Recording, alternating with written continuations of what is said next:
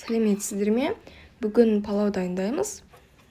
Ең алдымен 70 грамм қойдың құйрық майын осылай турап алып, қазанға қосатын боламыз. Қызып тұрған қазанға кішкене ғана қуырып аламыз. Егер жоқ болса, қоспасаңыздар да болады.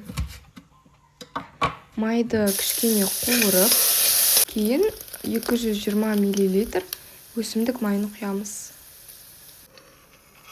Кейін құйрық майды алып тастаймыз. Сонда тамаққа дәмі сіңіп, дәм беретін болады. Одан кейін пиязды видеодағыдай етіп турап, алтын түстес болғанша қазанда қуырамыз. Жаңағы қызып тұрған майымызға. Жалпы палаудың әдемі түсі осы пияздың қуырылғанына байланысты. Кейін 800 грамм сиыр етін қосамыз. Видеодағыдай етіп турап, осылай қазанға қосып қуыратын боламыз. Үстінен 2 шай қасық тұз қосамыз. Жақсылап қуырып алатын боламыз. 1 килограмм сәбіз.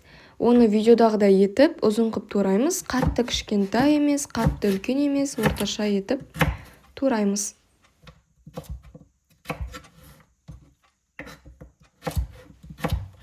Осылай турап алғаннан кейін қазанымызға сәбізді қосып, кейін 1,5 шай қасық тұз қосатын боламыз. Жалпы сәбізді 5-7 минут үлкен отта, қызып тұрған отта қуырып аламыз. Кейін артынан 50-100 грамм жүзім қосамыз. Осылай 1 литр су қосып, чесногымызды салатын боламыз ішіне. Осылай қайнағаннан кейін отты орташа отқа қойып 30 минут қайнататын боламыз.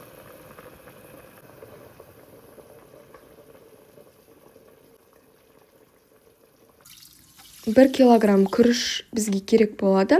Оны жақсылап жуып алып, осылай 30 минут мұздай суға қойып қоясыздар.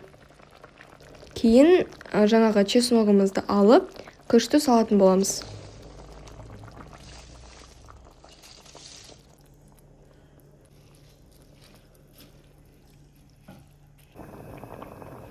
Суы тартылғанша өте қайнап тұрған қатты отта қайнату керек болады.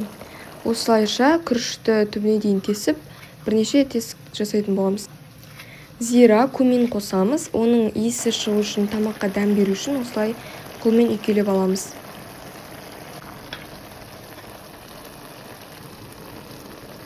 Чеснокты қайта салып, күріштің бетін жақсылап жауып қоятын боламыз.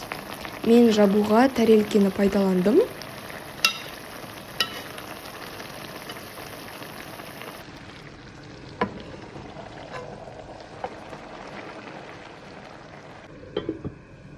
Осылайша палауды пісіретін боламыз 30 минут ең төменгі отта. Мінекей біздің палауымыз дайын болды. Осылайша бетін ашып, үстіндегі еттерді бөлек алып турайтын боламыз. Одан кейін палауды салып, үстіне ет саламыз. Осылайша біздің палауымыз дайын болады. Достар, менің каналыма тіркеліп, лайк басып, комментарий жазып отырыңыздар. Астарыңыз дәмді болсын.